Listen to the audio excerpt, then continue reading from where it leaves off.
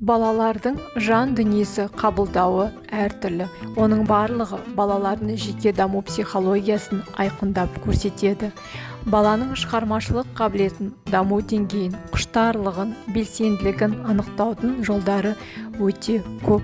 Қазіргі таңда кеңінен тараған психотерапияның бір саласы ол арт-терапиясы. Ол өнермен емдеу деген мағынаны білдіреді. Арт-терапияның көптеген бағыттары бар. Көбінесе бала эмоционалды күйзеліске түскенде басқа балалармен немесе бөгде адамдармен қарым-қатынаста қиналатындарға, өз-өзіне сенімсіз, ұялшақ балаларға қолданған жөн.